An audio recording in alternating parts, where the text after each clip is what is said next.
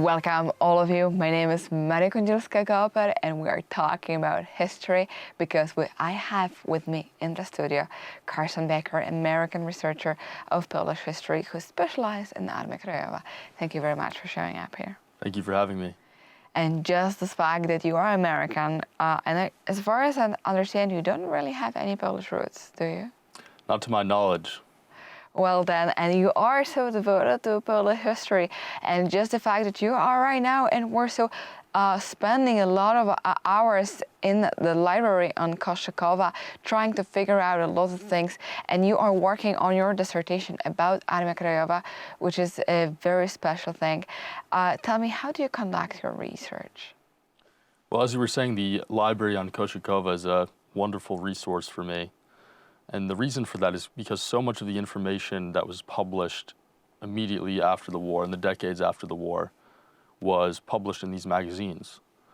And so this is an excellent archive of those magazines, and certainly I've learned a lot from going through hundreds of those magazines. It's a lot of work, actually. Other sources are, as well as the IPN, which is a wonderful archive, more specifically relating to the communist era, but I've still done research there, and I've had some success in finding some useful information. Another excellent place where I do a lot of research is the Archiwum Aktonowic, which of course has more of the modern records of Polish history, and certainly there have been some excellent files there containing memoirs, official documents, reports, and these kinds of things.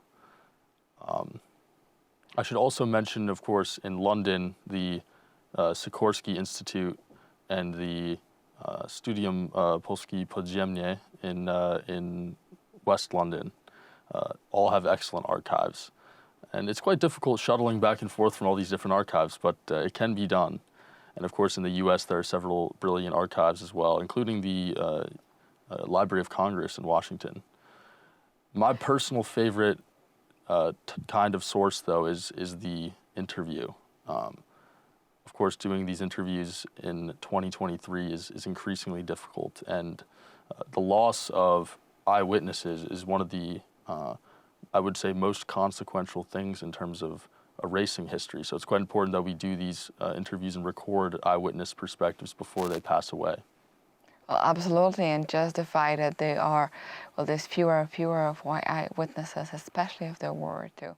And you are going through the archives, which very often are very difficult to cooperate with and to work with, because a lot of them are not digitalized at all, and you have to be there without only with water, and you cannot, very often you cannot even use your camera or your phone, because like every picture is paid, as I remember, for example, in IPN, which is sort of a way of going through a bureaucratic experience as well in the digging up and getting those informations from there, which could be digitalized as well, but are still not.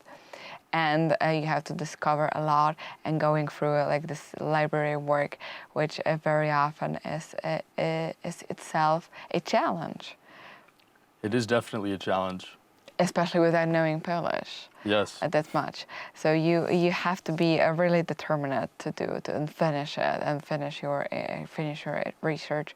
And about the Polish language, so do you have any plans for actually getting like classes of Polish and getting more out of it? Because after all, with your determination that if you can pass a library and an archive, then Polish is not an obstacle. Well, I've certainly acquired some Polish over the time I've spent here, listening to it being spoken and also reading through it. It's one of those things that if only I had more time, I would love to become fluent in it. Maybe someday I will. As of now, I have no plans of incorporating Polish language studies into my future, but in an informal sense, I think I've been studying it now for 3 years. So I'll continue to proceed in that fashion.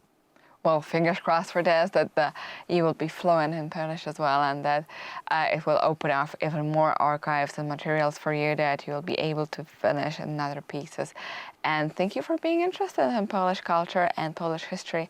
And to all of you of Poland Daily Culture, if there are people so determined that they can go through archives just to find out what happened during the World War II, then definitely it is an abilities of everyone to read more books and just be interested in what actually happened during the World War II.